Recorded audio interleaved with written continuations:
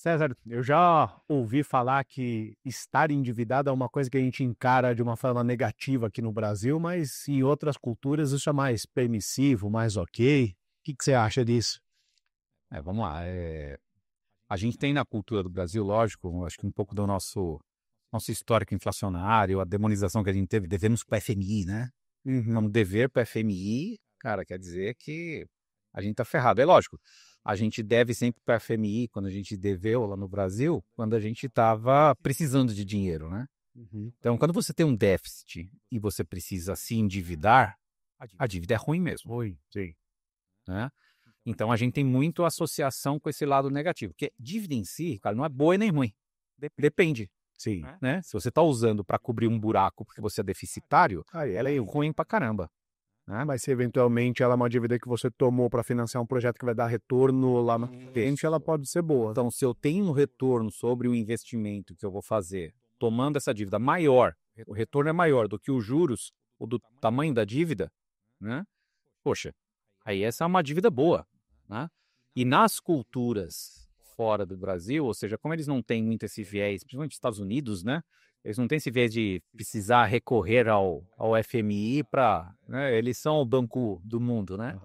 Então eles não têm essa cultura. Então eles se alavancam meio em dívida. Eles têm uma série de instrumentos também financeiros mais utilizáveis, né? E talvez até uma educação mais empreendedora do que a gente tem, porque, por exemplo, tem coisas que eu só estou tomando conhecimento hoje, 13 anos depois que eu comecei a empreender pela primeira vez, né? Até assim, lógico que lá até eles tiveram crises financeiras por conta desse nível de endividamento, né? Porque você pega, por exemplo, uma pessoa pode financiar 2 vezes a casa dela, né? O problema é que eles financiam para ficar pagando outras coisas, né? Então, se ele está financiando para pagar o estudo do filho, que está fazendo um curso, é uma coisa, mas eles acabam se endividando muito para Custo de vida consumista, assim. consumir. Então, a conta não fecha. Aham. Então, se fosse fazer uma empresa, por isso que a gente fala do EBITDA, que é tão importante. Sim. Né? O EBITDA é um indicador que mostra o quanto na questão da competência dos lançamentos da empresa, né? Você fazer por competência e não por fluxo de caixa, você tem geração de resultado, ou seja, operacionalmente a empresa gera resultado. É isso que quer dizer o EBITDA. Né? E aí você tem a outra visão, você vai aí fazer uma visão do caixa, porque você pode ter uma variação do caixa, o cliente pode te demorar 120 dias para te pagar, você tem outras variações aqui no meio. Você tem que olhar esse elefante, né, da frente e de trás, né? É o mesmo bicho, mas a visão é bem diferente, né, que você vai ter. Mas é o mesmo bicho. Sim. Então é isso que a gente tem que ter. Então, né, de forma bem rápida, cara, ter dívida não é bom nem ruim, depende.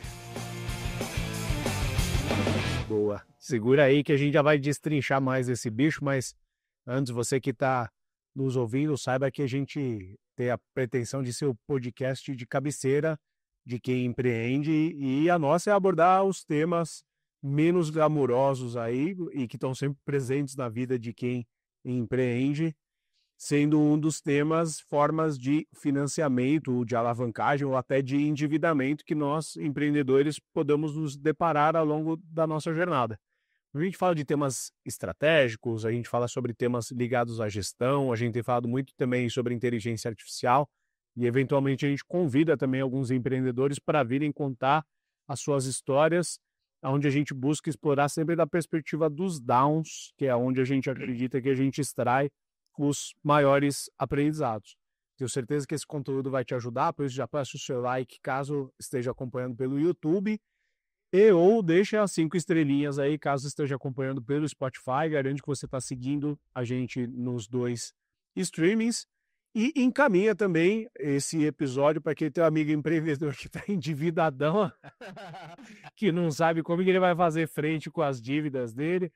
Na brincadeiras à parte, encaminha esse episódio aí para outras pessoas que você certamente vai estar ajudando essa pessoa a ter mais conhecimento e ajudando também o programa a crescer. O bom é que todo mundo que está ouvindo esse episódio Tá tudo tranquilo. tá muito tranquilo. Você tem um amigo preventivo, conhecido tem isso. A gente tá fazendo muito preventivo, assim, prevendo que talvez nos próximos anos tenha uma crise aí, e aí acho que esse episódio vai ser útil, né? Mas, cara, até falando, né, crise, momento macroeconômico, se a gente for pegar, né, a gente veio falando, a gente adotou uma postura de falar sobre instrumentos para ajudar os empreendedores a lidar com dificuldades ali desde 2022, que foi quando a coisa começou a dar uma entornada, né? Sim. E de lá para cá não mudou muita coisa, talvez esteja até um pouco mais difícil porque a gente já está nesse inverno há bastante tempo, né? Mas Já acho sempre frio. já, ou aprendemos a viver, né? Nos adaptamos ao habitat aqui, né? Mas se a gente for olhar assim, a nível de Venture Capital e outros oráculos ali que a gente poderia usar de sinais para entender se o mercado mudou ou não, o que você enxerga, sabe? Ah, cara, vamos falar primeiro, né, do cenário mais macroeconômico, vai? Aqui que nós não somos economistas, mas a gente vive e sente, né, os movimentos desse país, né? Uhum.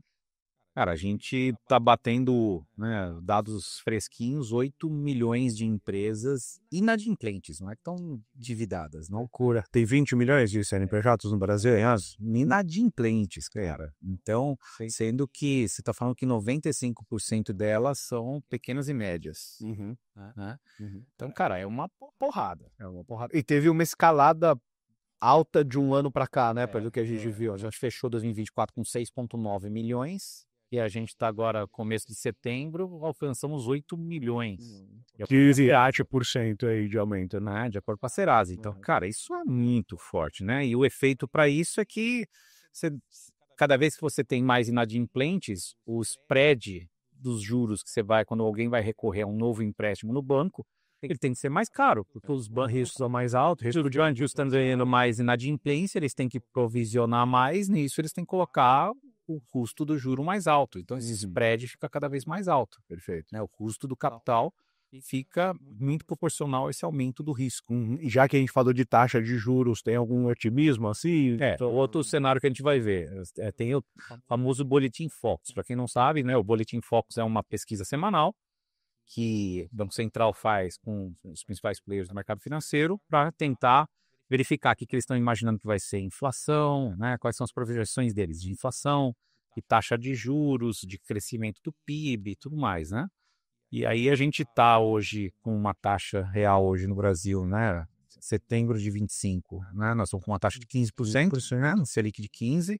E a gente está falando que nessa semana, por exemplo, a previsão para o ano que vem é fechar 12,5%.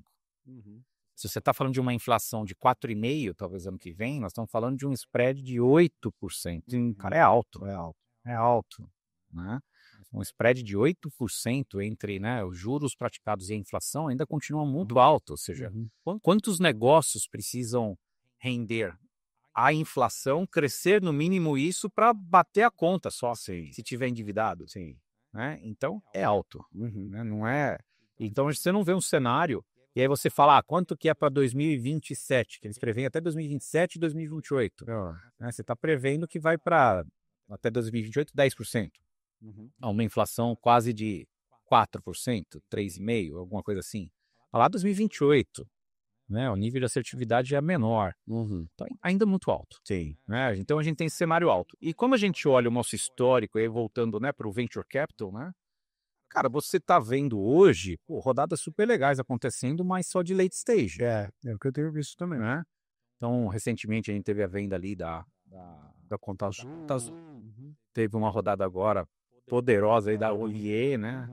Cara, mas de resto, você vê um ou outro fundo fazendo investimento. Alguma coisa muito early stage para alguma dose de IA pingando, né? Mas você não vê nada assim tão Substancial.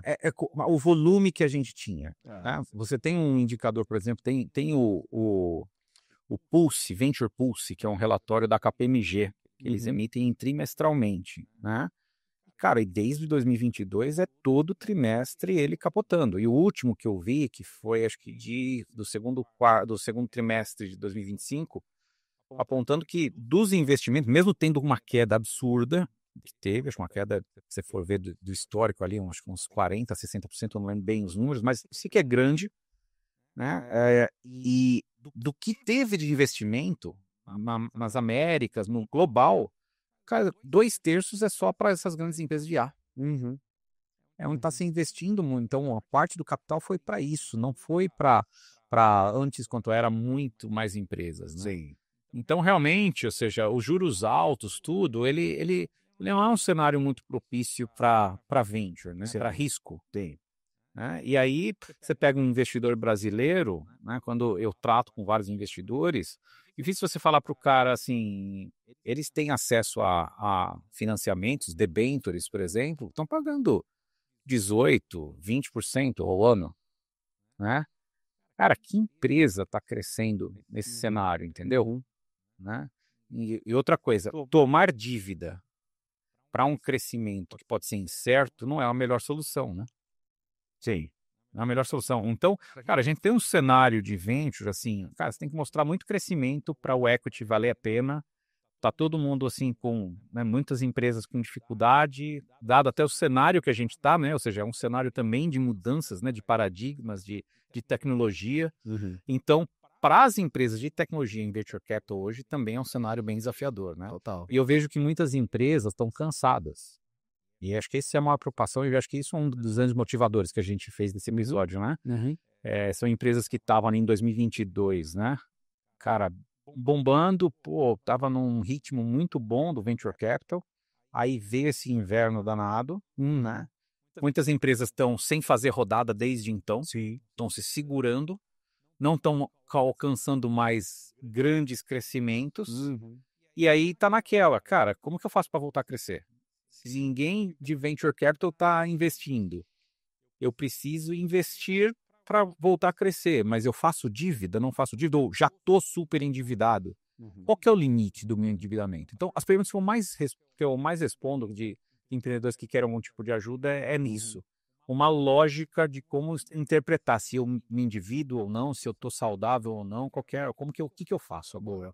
E deve ter muita gente que está nos ouvindo e falando, não, beleza, mas índice de inadimplência, taxa Selic, isso não me afeta se eu for bootstrap, né? Talvez, mas vale também a gente avaliar o quão mais custoso está operar, porque talvez você não toma dinheiro no mercado, mas o teu cliente toma, e o dinheiro está mais caro para ele, logo ele tem menos dinheiro para investir com você. Perfeito. O Lenime está mais difícil para todo mundo vender. O gerar lead está mais difícil porque o CAC na mídia paga está exorbitante, no orgânico está todo mundo disputando lead à tapa, vender está mais difícil porque em todas as categorias que você vai atuar tem uma infusão de players gigantesco. Se antes da pandemia você concorria com 3 empresas, hoje você compete com no mínimo 10 e tem a mesma clientela para disputar. De forma geral, está mais difícil de aumentar a top line. Como você falou, onde estão empresas que estão crescendo 20%, 30% ao ano, estão felizes da vida, né? Eu acompanho muita gente e acho que a média da galera também é da... Isso assim, talvez há uns 5 anos atrás, 4 anos atrás, você tinha um recorte das empresas de tecnologia, de startups, né? Você falava que mais da metade delas estava crescendo a 3 dígitos. Opa! Sim, e ainda mais early stage, cara, pô, com certeza. Cara, hoje eu vejo empresas que estão já cansadas, faturando 100 mil, 200 mil reais no meio ano. Já estão cansadas e já não estão crescendo nem 2 dígitos. Mais liquidez para uma empresa Não tem dessa. liquidez. Não tem liquidez. E outra coisa que eu falei um pouco do top line, mas a gente sofre o baque também nos custos da empresa, né? Se você, por exemplo, paga AWS, paga ferramenta, paga mídia paga, você tem uma boa parte dos seus custos dolarizados. Mas você tem a própria inflação local, tá tudo custando mais caro esse ano do que custava no ano passado. A gente tem, então, um governo que tem o costume de repassar um pouco no empresariado, um pouco das estripulias deles, né? Então a gente tem aumento de IAF, oneração de folha, são todas questões que acabam ali prejudicando a gente, não só no top line, mas também no resultado final da empresa, né? Sim. Tudo isso dá uma bela de uma dificultada, né? Independente de como, se a empresa se alavancou até ali ou não, o fato é que a vida de ninguém está mais fácil nesse momento. Assim. E nesse momento, né, o que os empresários mais têm cara, e eu preciso fazer investimentos para IA, né? E aí, como que eu faço, cara, se eu não tenho venture capital?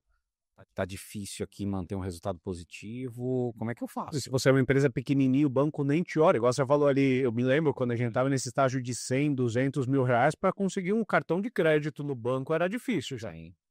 Né? Então tem bastante desafio aqui. Eu- Vamos lá, Ando.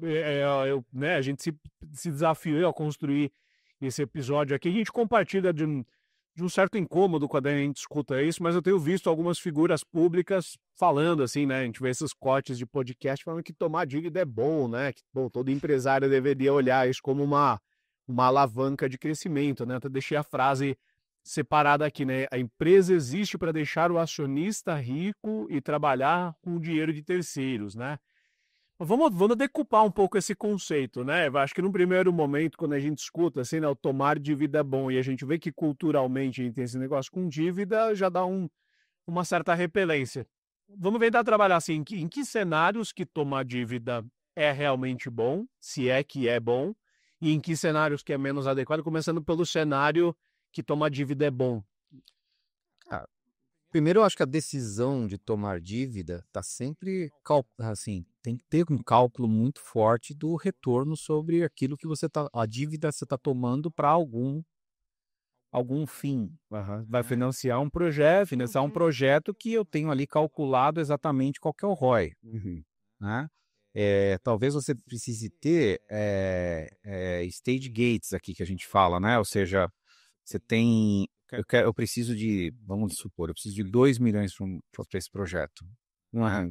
Cara, eu vou tomar uma dívida de 2 milhões ou é melhor eu tomar uma dívida de 500 e aí se eu chegar no stage gate, né? Ou seja, que aí no estágio, esse estágio lidera, eu vou pegar outra dívida, libera, até porque eu pago menos juros, né? Também, né? Se eu for fazendo Menos eu pegar. Mas lógico, tenho medo. Poxa, será que eu vou ter a linha aberta lá na frente? Então você tem que calcular tudo isso. Mas ter stage gates é para você ter o controle de que você está buscando, você está em linha ainda com o ROI que você quer alcançar. Né? Então acho que isso é extremamente importante. Nesse ponto, você vai falar, cara, tomar dívida é bom porque eu estou fazendo investimento. E eu estou fazendo investimento que tem um retorno. Você tomar dívida para pagar déficit, aí entra no ruim, aí já entra no ruim. Uma reserva a gente vai falar do ruim. Então você trouxe um cenário onde eventualmente pode ser bom, onde eu tenho uma probabilidade de ROI lá na frente, eu tomo um dinheiro para financiar esse projeto, desenvolvo lá na frente, isso se paga com o retorno, né? Pago a dívida e ainda retorno o capital para mim.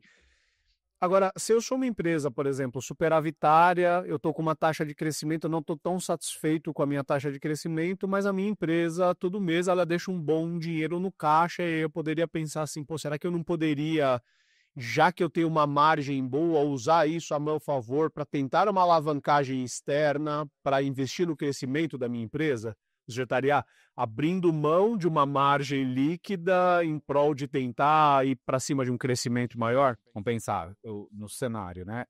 Primeiro, eu tenho que saber se o resultado que eu estou gerando já não seria capaz de fazer os investimentos que eu preciso. Mas vamos supor que eu precise de um pouco mais de dinheiro além do que eu estou gerando de resultado para poder fazer os investimentos mais rápido. Né? Volta para o ROI. Qual é o projeto que você quer fazer? Então, tanto você vai fazer de investimento com capital próprio, geração da empresa, tanto você vai fazer com captação que você vai fazer externa com uma dívida. E aí você vai ver o custo desse capital, né? Você pode até colocar um custo do seu próprio capital, calcular pelo menos para falar, cara, esse projeto tem que trabalhar a meu favor. E ver se o ROI é maior do que o custo dessa dívida. Então tem que sempre calcular, Ricardo. Agora, sempre a dúvida que vem dos empreendedores que não falam comigo disso é, cara, mas eu tenho uma incerteza no que eu estou querendo fazer. Eu estou querendo fazer um negócio para trazer uma equipe para fazer um novo projeto para IA aqui, mas eu não sei se esse negócio eu vou conseguir vender mesmo, tal. É um teste, cara. Né? Cara, pensa bastante. E aí talvez os stage gates sejam um negócio. Ou seja, já que você gera algum caixa, cara, faz um teste primeiro com o seu caixa. Não vai fazer uma dívida para um negócio que você não tenha certeza. Se você já tiver alguns dados, faz aí uma simulação. Estressa a sua simulação. Faz um worst case, né? Um caso péssimo, catastrófico, quase nada vai dar certo. O pior pior cenário possível versus o melhor cenário possível. E aí veja que ROI você tem nessa curva do cenário entre o pior e o melhor, né? Mas não vai numa linha de que na fé, entendeu? Sim. Eu acho que a gente, como empreendedor, vai muito no instinto, muito na fé. E aí, cara, isso para dar errado. E a mentalidade de dívida não é necessariamente também a mentalidade de venture capital, né? A dívida não deveria ser encarada como um capital de risco. Ela vem com risco embarcado, mas ela não tem o mesmo princípio do capital de risco, né? Lógico que tem um risco de dar algum problema. Isso, por isso tem o risco hipotético, mas o ROI, vamos pensar que o ROI é como se assim, cara, eu tenho uma máquina na minha empresa, e eu tô, cara, com a minha máquina trabalhando 24 horas. Cara, se eu comprar uma outra máquina, eu tenho cliente para colocar. Talvez eu não tenha para 100% da máquina, mas eu tenho para 30% da máquina e depois, cara, eu tenho um processo que eu consigo trazer novos clientes, eu tenho preço, eu tenho novos mercados para explorar. Pô, fiz o cálculo, se eu conseguir 70%, eu pago o ROI. Cara, beleza, então eu estou comprando uma outra máquina, financiando por 10 anos essa máquina, né? Eu sei que essa máquina vai ter duração de 15 anos para mim. E, cara, se eu conseguir vender, eu já tenho 30% para botar nessa máquina. Se eu chegar a 70%, eu tô com um ROI bom. Se eu fizer 100% dessa máquina, puta, eu tô ganhando muito dinheiro. É mais ou menos esse. Eu fiz uma simulação, não, uma projeção como se fosse uma indústria com uma máquina, mas esse é o racional que a gente, como startups de software, muitas vezes a gente precisa fazer. Né? Ou seja, o quanto eu tenho garantias ou qual é o estresse que eu posso fazer nas minhas projeções para saber se o que eu vou investir está dentro de uma aceitação, né? Boa. Acho que é válido ainda dentro do cenário onde dívida é, com algumas aspas aqui, bom a gente explicar um pouco também para nossa audiência como que funciona o índice de cobertura, né? Ou seja, como que eu concateno ali o meu EBITDA com a taxa de juros que eu vou operar e quando que aponta para um cenário favorável ou menos favorável, né? Mas esse que você falou, né, Ricardo, é interessante. A gente está falando aqui de um índice, um indicador para a capacidade de pagamento. Então, qual é a capacidade que a empresa tem de fazer os pagamentos de uma dívida, né? Então, a gente tem que calcular esse índice para saber se ela fazendo essa nova dívida, onde que ela está nesse índice, né? Então, a gente tem mais ou menos, vamos pensar que a gente pode pegar o EBIT, então você tem o EBITDA, né? Então, EBITDA, né? DA, depreciação e amortização. Se calcula, você joga a depreciação e amortização, você tem o EBIT. E depois do EBITDA. Talvez as pessoas não sejam muitas vezes tão familiarizadas, mas você pega o EBIT e divide pela sua despesa financeira. Quanto que você tem de despesa financeira? Tá? Então, a sua despesa financeira, só os juros, sem principal, os juros. Né? Então, a gente fala assim, se essa relação for 3 vezes, realmente o mercado fala, ó, tá ok. Se essa relação for de uma vez e meia a 3 vezes, opa, amarelo aqui. Aí normalmente o banco empresta o dinheiro mais caro, faz sentido, porque ele está tomando um risco maior. Mas eu acho que o banco, ele talvez não chegue, o banco vai olhar muito mais, uma estrutura de capital, talvez, da empresa, ele vai olhar ou fluxo operacional, é um outro cálculo que ele faz. São vários cálculos que a gente pode fazer. Mas ele tem como fazer isso, ele vai ver o índice de liquidez, né, que a gente fala, né, o banco ele vê um outro índice, tá? E se for abaixo de uma vez e meio, aí você tem um risco de inadimplência. Por quê? Pensa na lógica. Aqui eu só estou contando os juros, só que você tem que pagar o principal. Sim. Então, cara, você além dos juros, você tem que pagar o principal se você só tem uma vez e meia. Vamos supor que você tem uns juros de... Você pegou 1.000 e você paga 25% ao ano. Né? Se eu estou falando desse índice aqui que o seu juro é só esse 25%, e vamos supor que você financiou há 4 anos. Você tem que todo ano pagar mais 25% da dívida. Certo? Mais 25% da dívida. Cara, você precisa de 2 vezes, pelo menos, o resultado dos juros, né? Para pagar nesse caso. Se não tem esse número, você está inadimplente. Você vai ter que fazer dívida para pagar dívida. É esse o cenário que a gente quer escapar. Então, se eu tenho já dívidas, ok. Se eu não tenho, eu tenho que calcular. Agora César, beleza. E se eu não tenho EBIT positivo? né? Aí eu acho que você tá num... Você vai fazer dívida para financiar um projeto que ainda não existe. Aham. Qual que é o risco que você tem? Altíssimo, Aham. né? Por isso, geralmente, quando a gente fala quando a gente vai começar a empresa, a gente fala em equity, a gente fala em dívida, Sim. né? A gente fala em crescimento, a gente fala que a melhor dívida não é dívida, é o equity, né? Quando a gente fala de crescimento. Quando a gente fala de um projeto que tem retorno sobre investimento calculado, aí a gente fala em dívida, né? Só que aí você tem que ter resultado para pagar essa dívida. Então, no mínimo, você vai falar, cara, eu tenho um caixa inicial que vai pagar e eu tenho convicção que esse projeto vai gerar o caixa necessário para ele pagando depois a dívida, né? Mas você precisa ter um caixa inicial, então você tem que fazer todos esses cálculos. Não é um cálculo simples. Eu vejo, e aí é porque eu acho um erro que a gente toma. A gente faz cálculos muito rápidos de cabeça. E com esses cálculos a gente quer mais ou menos saber se a gente tá ok para pagar ou não, né? E eu vejo, às vezes, muita até ingenuidade de alguns founders que me procuram e falam, cara, eu tô com uma ideia muito boa, eu tô com receio de que outros vão desenvolver essa ideia também. Isso, aí eu tô pensando em ir no banco e pegar 500.000, 1 milhão, o que que você acha? E aí o cara malemar fatura alguma coisa. Não testou nada. Não, e a probabilidade de o banco olhar para ele é, como eu brinquei, se fatura menos de 100 mil reais, é difícil você conseguir um cartão de crédito no banco, né? Que dirá uma dívida de longo prazo assim, né? Sim. E isso é muito perigoso, né? Ou seja, porque daí o cara trabalha, aí ele deixa de trabalhar para ficar só na empresa, ele tem uma dívida, ele não sabe se aquilo deu certo, não tem uma outra forma. Aí são os livros que a gente vê, né? Você faz um teste, faz um experimento, testa com menos dinheiro, validou isso, aí você dá um próximo passo. Aí são os stage gates, né? Vai fazendo aos poucos, né? Precisa tomar 500 mil mesmo, você não tem ali 20 mil reais guardado, testa com 20 mil, vê o que dá para fazer. Com isso não dá. Então, cara, talvez sejam sinais de que não é para você. Então, ou tenta achar algum investidor que vai correr o risco com você com um equity. Só que você vai entregar equity para ele. Essa que é a conta. Boa. E agora, explorando o lado ruim, né? Quando que é ruim tomar o endividamento? Cara, geralmente quando você está em déficit. Né? Geralmente quando você está em déficit. E é normalmente quando a gente vai atrás de dívida, né? Geralmente a gente vai atrás de dívida, infelizmente. Tem folha para pagar, dinheiro não vai dar, e aí a gente vai pro banco.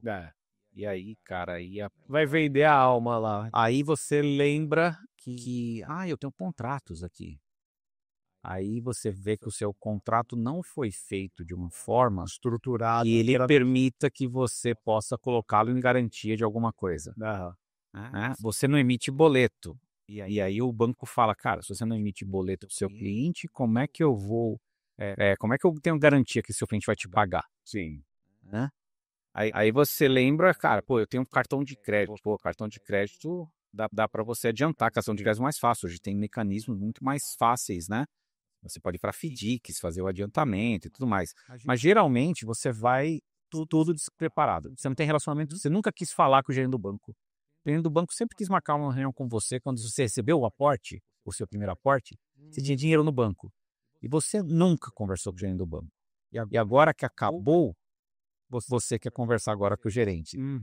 Agora é ele que não quer falar com você. O gerente não te conhece, não teve um relacionamento, você não ajudou ele. Cara, tem esses relacionamentos.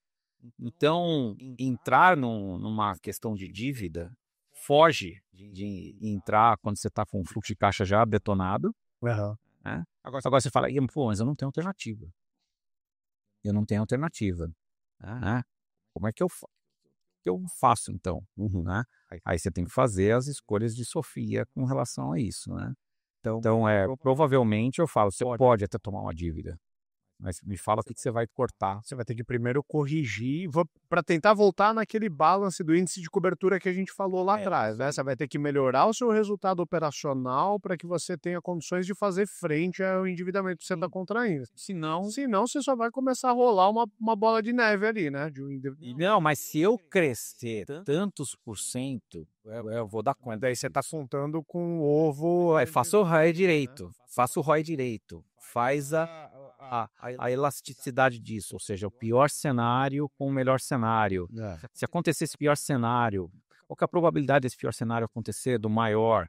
Será que não dá para fazer stage gates? Vai aos poucos fazendo a dívida, não faz de uma vez, né? São esses os cuidados que você tem que ter. Agora também quando você chega todo estrupiado ali, já deficitário, a conta não fechando, etc., provavelmente a maneira como o banco vai te avaliar vai te prejudicar na hora. O dinheiro vai te custar mais caro, porque ele avalia o índice de risco que ele tem. Das duas, uma, ou ele vai negar o dinheiro, que vai acontecer muitas vezes, ou ele vai emprestar um dinheiro muito caro. Muito caro, muito caro. Você tem hoje gente fazendo, cara, dívida 3%. Não, já vi até mais do que isso. Cara, não tá, nem tem condição. Que negócio sustenta 3%? 3% ao mês, se você for fazer o juro composto disso, deve dar quase 50% no ano. É isso aí. Se você crescer 50% no ano, você só cresceu para pagar a dívida. Né? Ou seja, esse valor, né? Esse valor que você usou, cara, tudo que você usou ele para crescer, se você cresceu 50%, você só pagou os juros dele. Então, cara, é insano. É muito complicado. Então, se você tá nessa situação de que, cara, eu não tenho alternativa, eu preciso tomar a dívida, senão eu não tenho salário para pagar para a galera, ok. Isso tem que vir com corte de custos. Perfeito.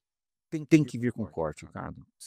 Cara, é duro, é complicado, mas tem que vir com cortes. E aí você vai começar a assumir riscos, né?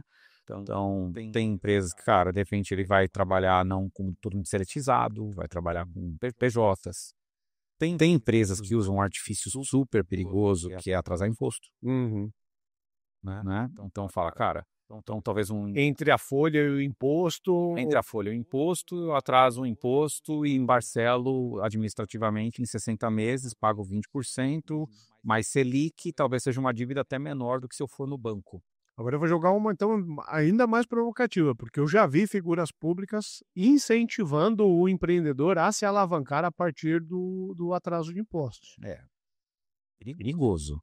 Né? Então, primeiro você tem que identificar o que são os impostos. Sim. Né?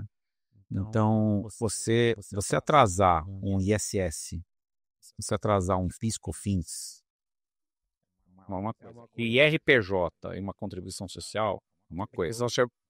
Você atrasar um INSS, principalmente se você preferia de um dinheiro que não é seu, o imposto de renda retido na fonte dos funcionários, cara, e é criminal nesse regime. Então, isso é criminal. Então, ou seja, até se você for usar alguma coisa de atrasar imposto, até isso precisa ser muito cuidado. Outro cuidado. Cara, o imposto vai na tua pessoa física depois. Sim. Provavelmente você vai ter responsabilidade sobre isso.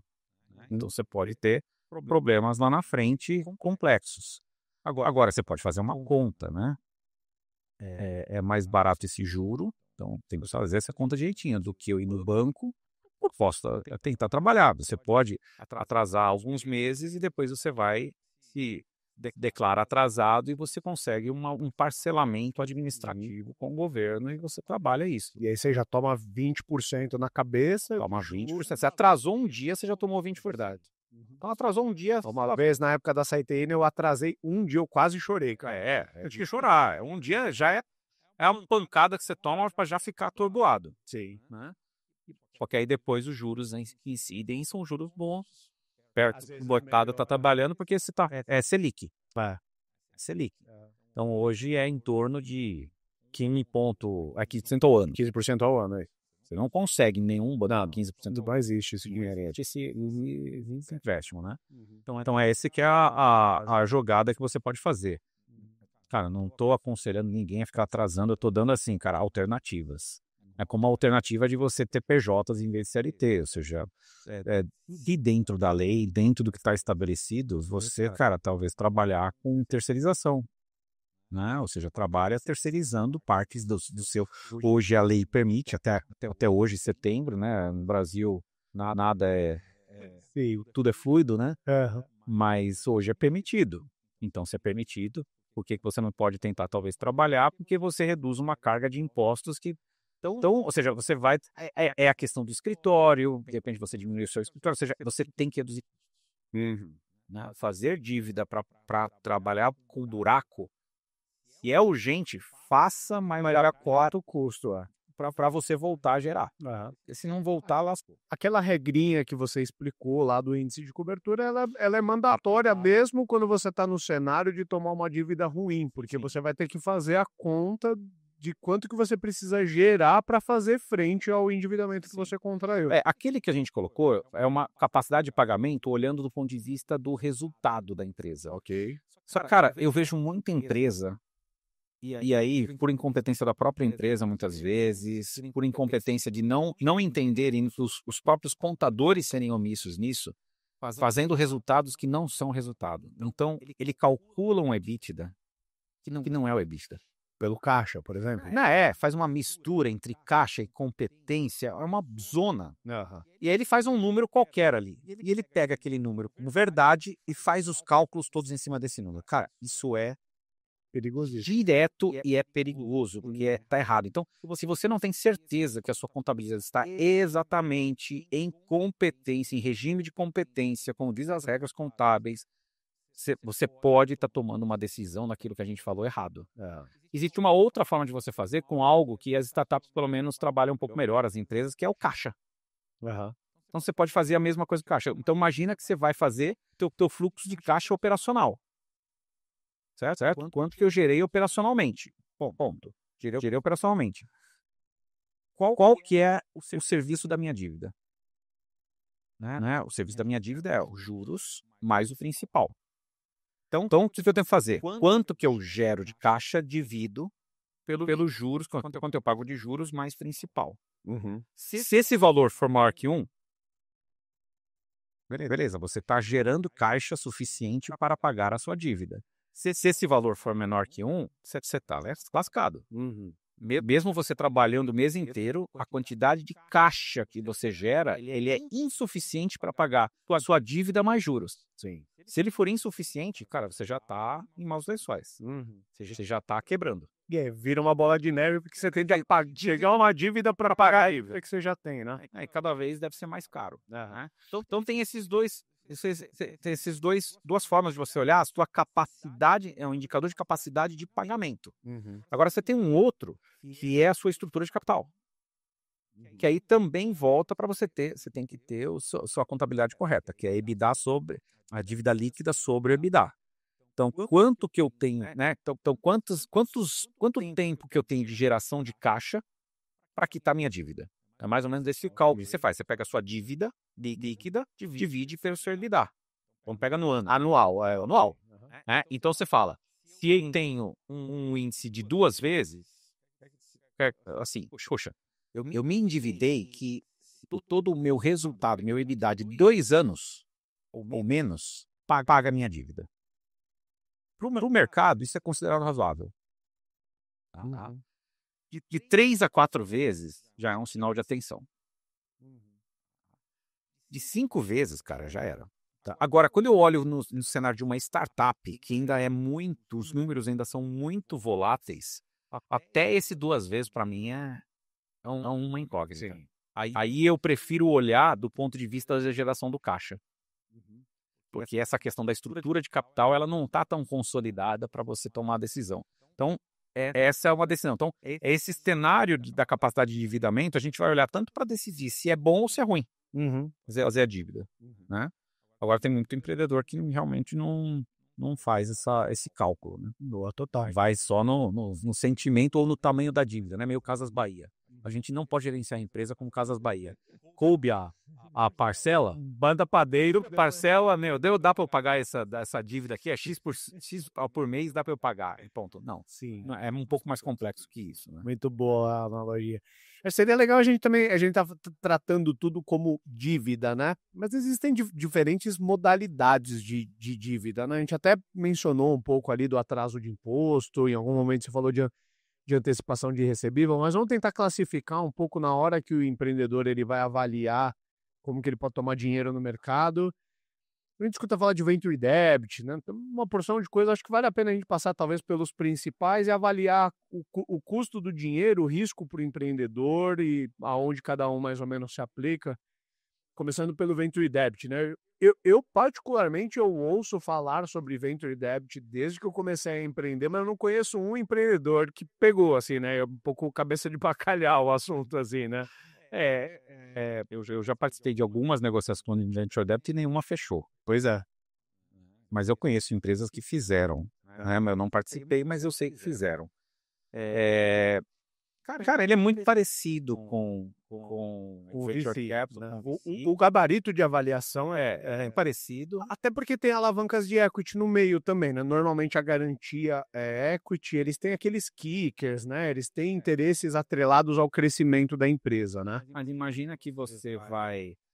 As ações são a garantia, talvez. Então, vezes, né? As ações são a garantia, mas você, por ele te emprestar, e geralmente o empréstimo é muito parecido com uma dívida bancária. E esse talvez seja o problema aqui no Brasil do venture debt. A gente vê muito dinheiro querido que você ainda vai entregar um pedacinho de equity. Mas vamos pensar que para o empreendedor a nível de garantia, menos pior ele entregar o equity da empresa do que um apartamento embora ou ele tomar dívida na física se ele não tiver patrimônio para pagar. Sim, né?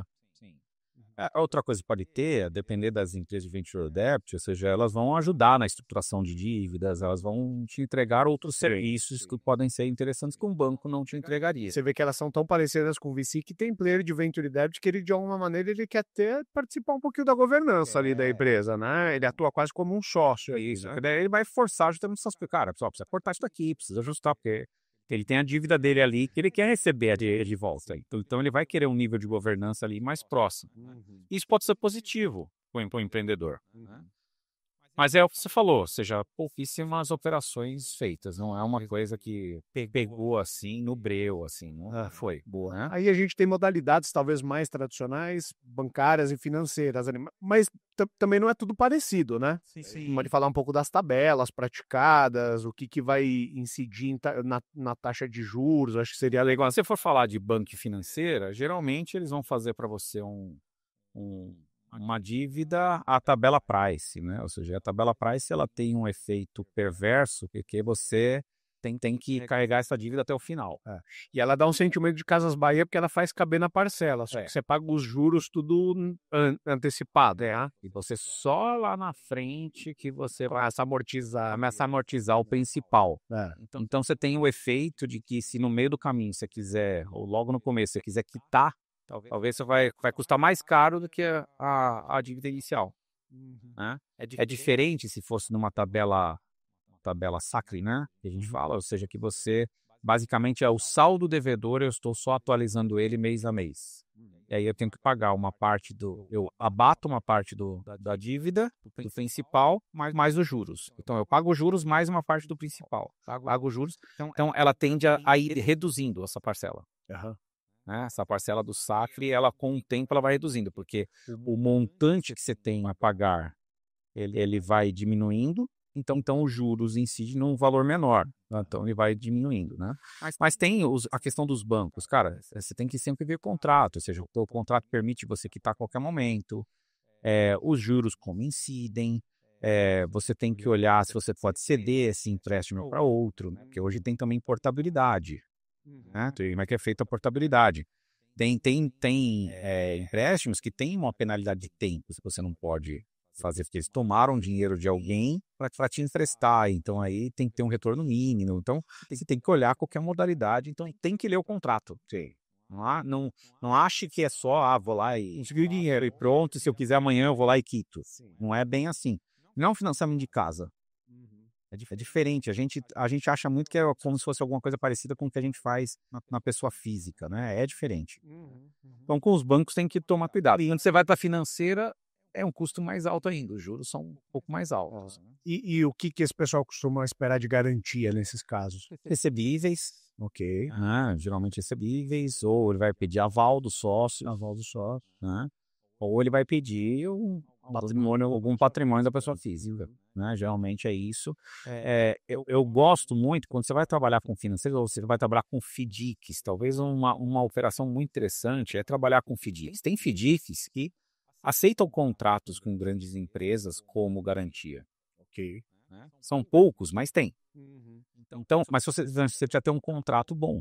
um contrato que permita de, por exemplo, você mudar o domicílio bancário do pagamento para um terceiro.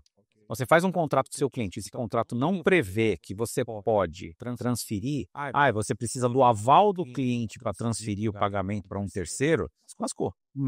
Aí você tem que falar com o cliente aceitar uma mudança de conta bancária para ele pagar na conta do Já gerou um atrito ali. Fora o seguinte, é uma exposição que você tem com o cliente, né? E você faz isso, o cliente fala, tá mal lá, tá mal das pernas. Então, será que no seu contrato você já não podia prever isso? Pois é. Sim. Né? E aí vamos pensar, se você tem a opção de fazer o teu produto, então é um produto mais venda mês a mês ali, um ticket razoável, cara, tenta fazer por cartão. Tenta fechar um contrato de 12 meses, incentiva. Por quê? Você pode se financiar nesses 12 meses no cartão.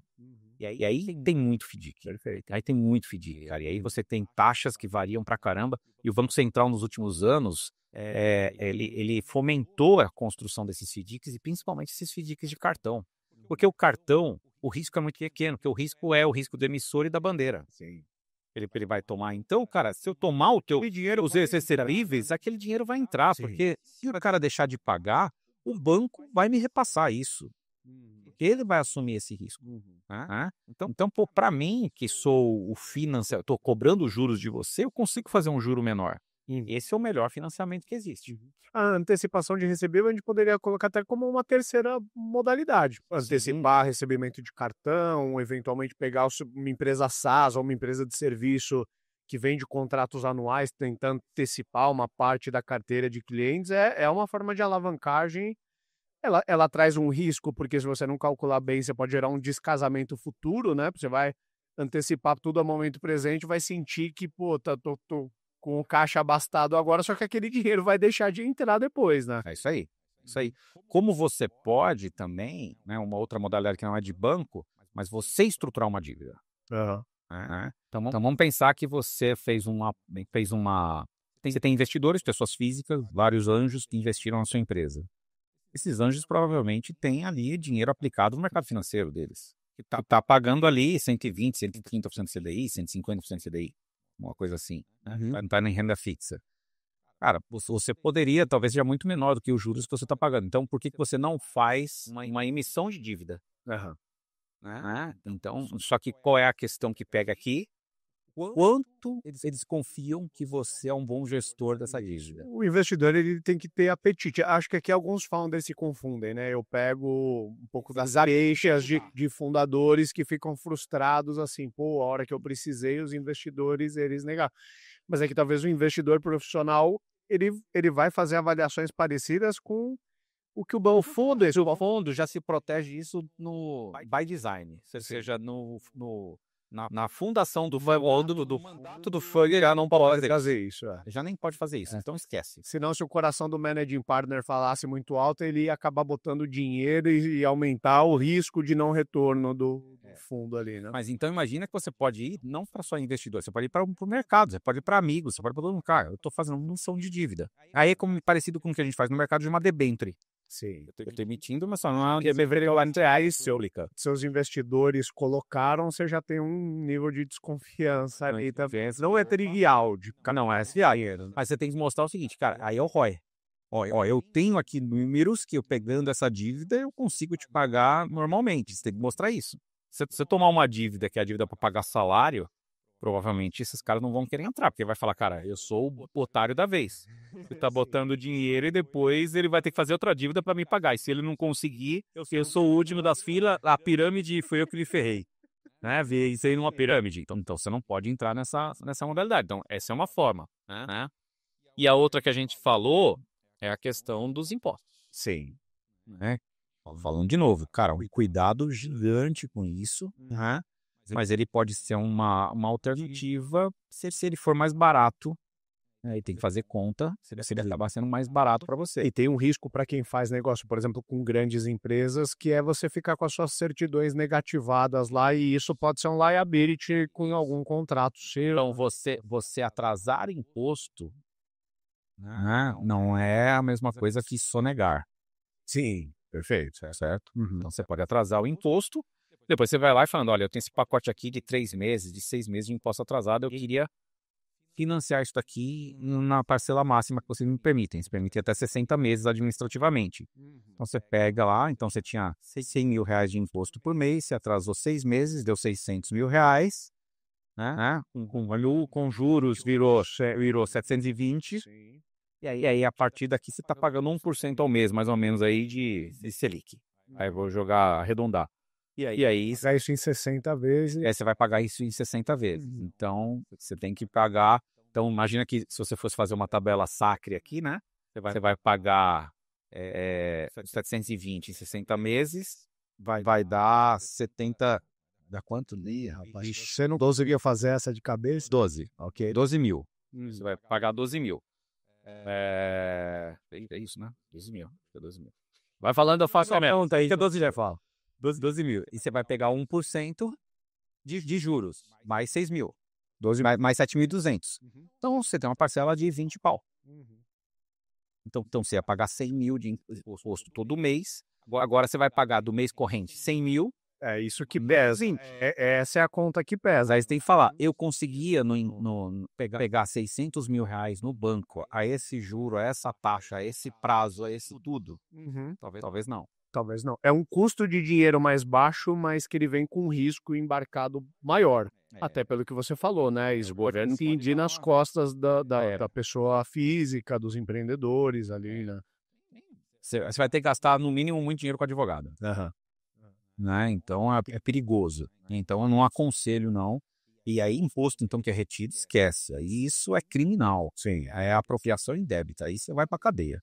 Então, é isso o cuidado que tem que ter. Perfeito. Aí, se a gente fosse aterrissar aqui, tirando até um pouco do ranço do viés negativo que a gente tem com a palavra dívida, acho que na hora que você falou ali a diferença entre ficar devendo o imposto e sonegar o imposto, me veio isso na cabeça, né? Endividamento também, uma coisa é você dever e não ter condições de pagar, isso é péssimo. Outra coisa é você ter o endividamento que ele está endereçado, ele cabe no seu fluxo de caixa, ele está lá, a empresa vai conseguir acomodar isso e pagar numa boa, são situações totalmente diferentes, né? Sim, totalmente. Você tem, por exemplo, aqui interessante, eu acho que o nível de endividamento, eu não sei se é pelo PL, aí eu não lembro os dados, tá? Mas é assim, a Microsoft tem endividamento. Sim, muita empresa grande tem, né? A Microsoft tem endividamento, né? Aí eu estava vendo uma matéria falando sobre o endividamento da Oracle. Acho que quando da Microsoft a relação é de 20%, acho que sobre o resultado, alguma coisa assim. O da Oracle é 400%. Então a Oracle é uma empresa hoje que ela está extremamente alavancada em dívida. Muito alavancada. Porque ela está construindo novos data centers, acabou de fechar um projeto gigante com ChatGPT e tudo mais, né, com a OpenAI, né? Então ela é uma empresa que, cara, você entrar lá, sabe que vai ser ela tá bem alavancada, né? Então as empresas, elas lidam bem com isso. Várias empresas lidam muito bem com isso. Tem empresa, por exemplo, você pega uma construtora. Uma construtora nada mais é, cara, de uma empresa que é Extremamente alavancada. extremamente alavancada, porque, ela demora 3, 4 anos para construir o prédio. Sim. Pô, então ela tem que trabalhar muito para chegar no patamar ali com risco danado e endividada. Para depois lá na frente vai tentando vender, vai recebendo, já vai financiando, né, aquele prédio, mas é um negócio que pode ser muito alavancado. Então dá para se crescer com dívida de forma saudável. Dá para se fazer, mas Talvez alguns modelos de negócio, como você falou, de uma construtora, já é by design, que ela vai operar alavancada. A gestão financeira tem que ser muito boa. E isso que muitas vezes a gente nas startups não tem. Total. Né? A gente não sabe fazer, né? Quando não sabe administrar e ferrou, né? Sim. Bora puxar os ups and downs? Vamos lá. Vou puxar primeiro um down aqui. Um down, beleza, tá? Eu acho que o down é, cara, a resistência de fazer os cortes. Né? Putz, quando a gente tá assim, cara, a gente vê que precisa fazer corte e a esperança sempre de que, será que daqui a 2 meses não vai responder? Cara, mas eu vou tirar isso daqui agora e aí eu já tô todo atravancado e aí, cara, será? Cara, se você continuar com a mesma estrutura, né, talvez não dê mesmo. Aí você tem que mudar completamente a sua cabeça, a estrutura, menos custo. Não tem jeito, tem que mudar. né? Então, essa resistência é uma coisa que aos poucos vai aumentando a dívida e pode entrar num cenário de non-return point, entendeu? Tá. O meu down é bem complementar à tua linha, né? Eu acredito que o empreendedor ele só avalia o custo real do dinheiro quando ele precisa tomar a dívida na urgência. E aí ele não vai conseguir fazer bons negócios. Volta no ponto que a gente falou durante o episódio. Existem modalidades diferentes de dívida. As melhores modalidades só vão estar disponíveis para você se você tiver resultado. Mas até aquele negócio que ele é meio paradoxal, que parece que o dinheiro só vem quando você já tem dinheiro. Quando você não tem dinheiro, quando você está na derrocada, ninguém quer te emprestar. E quando alguém vai te emprestar, com certeza vai ser um dinheiro caro para pagar pelo risco que a pessoa está tomando. E no empreendedor, normalmente ele só olha para estruturação de endividamento, o custo real do dinheiro, quando ele já está com a corda no pescoço, né, cara? E aí é muito difícil você conseguir uma boa negociação nessa hora. O meu up, eu vou contar um pouco da minha história, né? Eu sou engenheiro de computação, né? Eu tava na faculdade ainda quando eu abri o provedor e eu não sabia nada de financeiro, né? Eu tive uma aula de economia, que o professor, inclusive, foi ministro, hoje está num grande banco público, e ele não aparecia para dar aula. Então, minha aula de economia quase não tive, a minha aula de contabilidade não me ensinou nada, ensinou a fazer balancete, né? Então, eu não tive educação financeira empresarial, zero. E, cara, eu sofri enquanto eu não falei, cara, eu preciso aprender isso. Eu preciso aprender isso. Então, eu acho que um up aqui é quando o empreendedor, ele do mesmo jeito que eu tive que aprender a programar, eu tive que aprender a fazer marketing e vendas, eu tenho que aprender o financeiro. Eu acho que isso é um up, cara. Eu acho que o empreendedor que entende o que é a diferença de um balancete correto, de uma DRE correta. O que é caixa, o que não é competência. Cara, quem entende isso é libertador, cara. Sim. E eu acho que grande parte do sucesso que eu tive lá, uma reviravolta que a gente teve que fazer na MC1, lá em 2009, uma crise que a gente enfrentou e tal, tem muito disso. Eu ter me preparado e conhecer a parte financeira e saber trabalhar direito com isso, né? Então, isso é um up. Boa. A gente não combinou o jogo, o meu up é o mesmo, cara. É o nível de consciência do empreendedor. Assim, me admira conversar com um empreendedor que ele já entra no jogo sabendo dessas regras. Eu entrei não sabendo. Eu era um cara, assim como você conhecia de tecnologia, eu conhecia de marketing.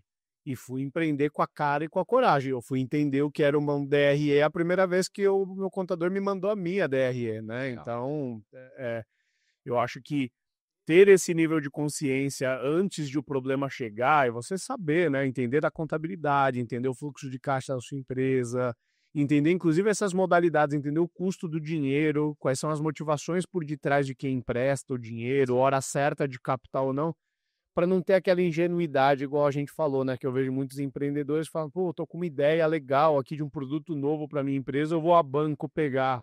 Claramente o cara nem entende como que a banda toca, né? É isso aí. Então, eu acho que é um up muito forte se nós, empreendedores, entendêssemos tão bem quanto a gente entende do nosso core business, a gente entender dessas outras modalidades financeiras também, né? É isso aí.